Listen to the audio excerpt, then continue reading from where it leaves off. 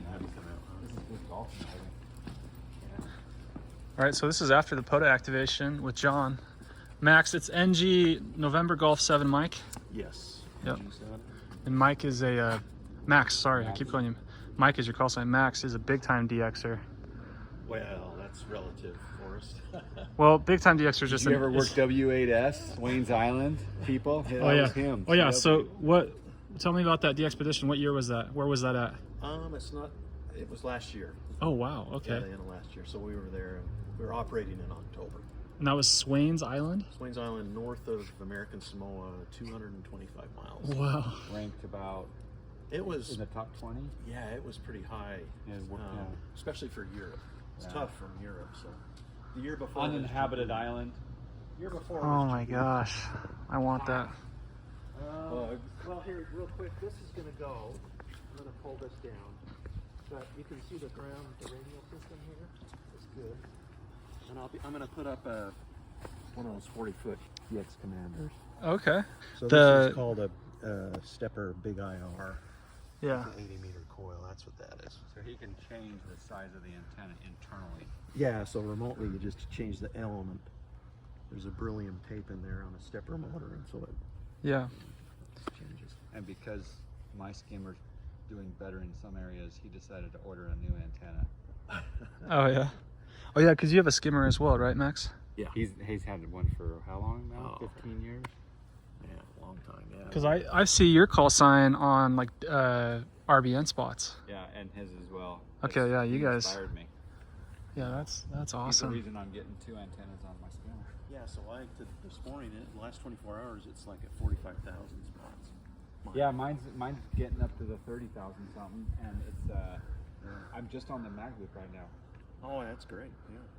So this is we're kind of jumping around here. This is an LMR, or excuse me, an LM470, I think is the model. Crank up, and it goes up 70 feet. And then I've got 70 feet. 70 feet, and then I've got 10 feet of mast above that. Holy cow. Hey, Forrest, there are much bigger stations than this. This is just kind of average. This is nothing special. So we're end-fed halfway guys in the parking lot. Well, no, what I have, so Max, you see that, like, I think that's your Diamond A2000?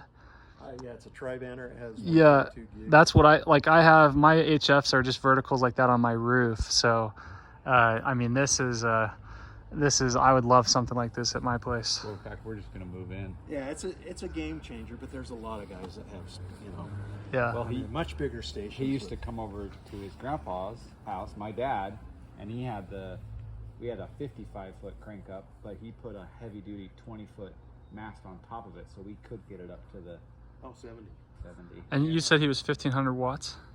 We ran 1,500 watts. He runs 1,500 watts. Oh, wow. Okay. So I can show you. This is called the junction panel. This is actually made by Chris, KF7P. His business is in Salt Lake.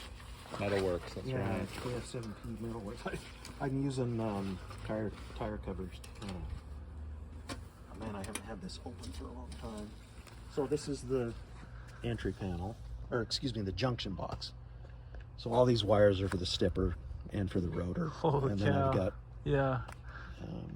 It's beautiful. The eye of the beholder, I guess, but beautiful. Couple of feed and lines you have going up. A resting protection in there? No, that's at the. I'll quickly show you the entry panel if you guys want to see that. Yeah, I'd love to. I was going to ask you how you get it in the house. Let's see. All right, hey, we're gonna have to go get the pizza. Hopefully it'll wait.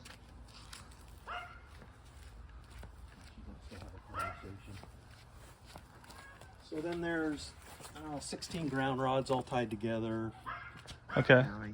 That make it out to the. Pan slowly, producer. Oh yeah, sorry, John. So here's the entry panel. I've got some videos on this on my YouTube channel too. Oh. But this is where you're gonna see the. Holy cow. The lightning. So you got your lightning arresters in there. Yeah. Not on. Well, most everything's got. Well, so I'm sorry. Like, what is this? Is that to grounds or what is that? These are lightning arresters for the control wires for the stepper. So that's lightning protection for the stepper controller wires, and then this is the rotor. Okay. And I can't remember. This is for the little So he can rotor out change there, I think. the elements inside his beam up there at the top. He can change them based on what frequency he's operating on. Oh, So again, okay. it can also rotate north, south, east, west, but he actually changes the physical size of his antenna through that stepper controller. Wow. So Holy cow. I missed when Dad you had can this change up the in the air. pattern too, dynamic. If you want a wider beam, width or More, narrow. you could even go. But what's this antenna? So I know you told me what it's called, but like if I'm in a rack chew and I say ANT is, that's not a 3-element Yagi. Yeah, it is. It is? Yeah. So it's called a DB18. The boom is 18 feet, and the big elements that look like trombone ends, they're 37 feet. Okay. And so it'll do 2 elements on 40 meters, and then outside of that, it's 3 elements Okay. up to 6 meters, 4 elements on 6 meters. Essentially a dipole. Gotcha. Changing the size, one's bigger than the other. Reflector, director. I gotta get the dog. But yeah. We got a dog fight going on. Yeah, we're moving in. Yeah, I'd love to post up and live in his shack with this sort of antenna set up. This is awesome. So he says he's gonna. The stepper will track your transceiver. As I tune the transceiver, it'll Yeah. dynamically adjust the elements to. So walk me through. You know, you mentioned you're gonna swap this out for DX Commander, with something as remarkable as this 70-foot, antenna mast or 3-element tower Yagi. What's the thought process behind putting up a DX Commander? What are you going to use it for? Well, 80 meters, so it'll be Okay. a quarter wave on 80, and that's what I have here with the stepper. But the big driver is to have multi-element, so I don't have to wait. Yeah. It's just instant band switching, and it's for the skimmer, so I run the skimmer. Oh, that's right. You mentioned it was for the skimmer. But it'll also allow me to do, because I've been lazy, I could do some SO2R stuff. Cool. Single operator, 2 radios at the same Yeah. time. 2 radios. So it's hard to steppers. If somebody's serious about SO2R, they're not going to have stepper antennas Yeah. typically. So with the DX Commander, will you have guy lines kind of similar like that? Yeah, but they'll go out more. They'll be bigger. Okay. How do you secure those guy lines in the ground? That's interesting. Is that concrete or No, just old. just stakes? Yeah. So this is 33 feet. The DX Commander 12.4 is just another 7-8 feet tall. Okay. So Yeah, even that. I feel like even something like that in a backyard would be super nice. Oh. Like a DX Commander. Yeah. And are those what- tunable 80 through 10? yeah. Okay. Well, what you need Not though, tunable. what Resonant. Resonant nobody- 80 through 10. Okay. Yeah. Hey, so what people are not willing to do is put down a decent radio field. So underneath here, this is a ton of work, right? Yeah. So I've got, I think it's about 70, 72 radials that then go through. out everywhere throughout the So grass. are they buried? Yeah, well, the grass has grown over them over the years. Okay. So you can But that's see- been my question with radials is like, how do I do that in my backyard without like people tripping on it?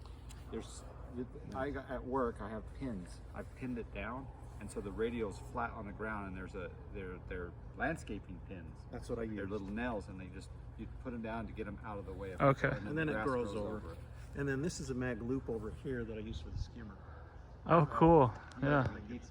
I'll show up. We'll talk about the mag loop for a second, but we'll Yeah, catch just you in a go in second. and make yourself a home. Yeah, Max, could you go get us pizza, please? I will. Okay. Thanks, Max. So I just put up a mag loop at the my skimmer location, and it's amazing that I'm picking up 80 meters, 60 meters, all of the bands on this small little tiny mag loop. Weren't you talking to me about using a mag loop specifically for identifying like QRM? Like you could use.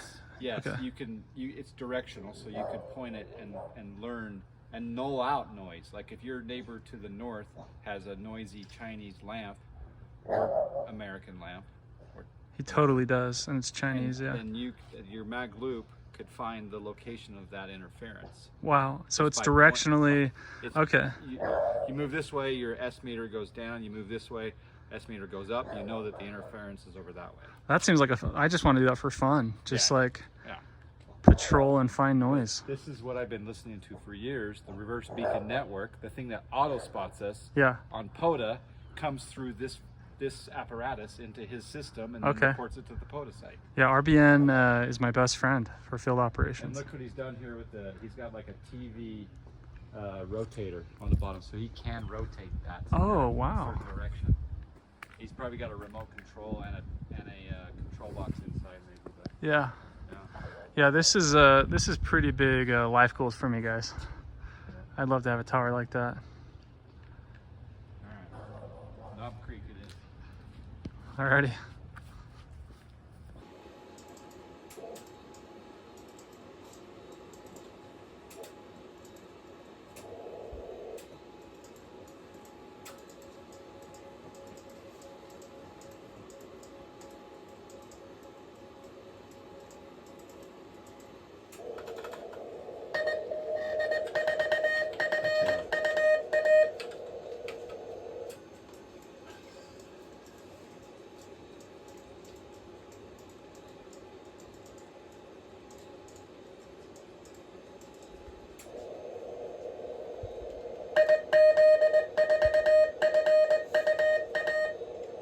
That's nuts.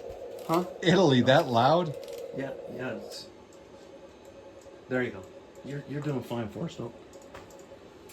You're doing great. How is your Italy that loud? Well, now you know why the volume. You guys maybe are not used to the quiet Noise floor, yeah.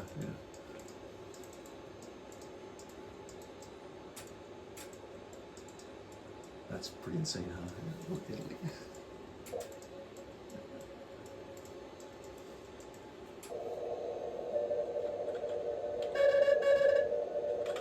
Oh, you got a DL and an OZ calling you.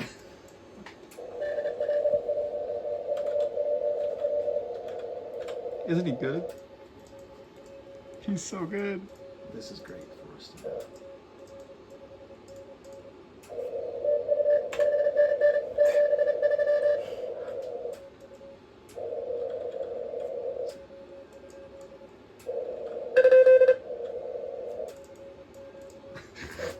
So awesome. I've got the bandwidth pretty narrow here. I'll open it up a little bit.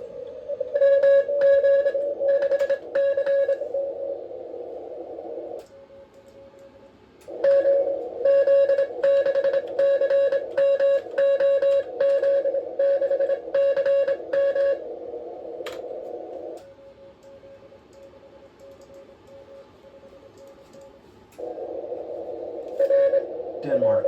Denmark. Denmark, baby.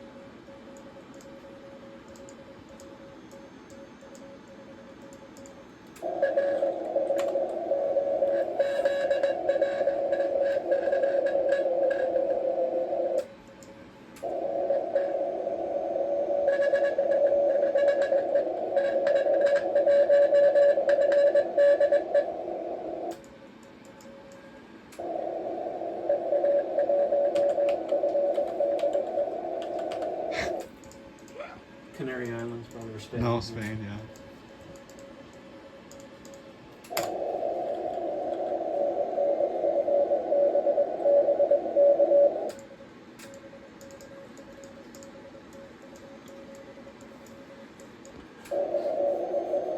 Spain, baby.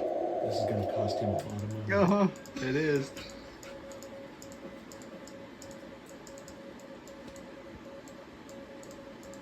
He's a hooking. Hook, line, and sinker.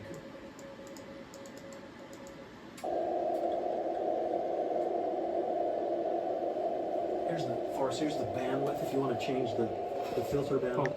It's right, that second one. This is insane. It is insane. So now you know why you're not used to the band floor noise being so quiet with the beam. It makes a big difference. And 10's open. Where'd they go?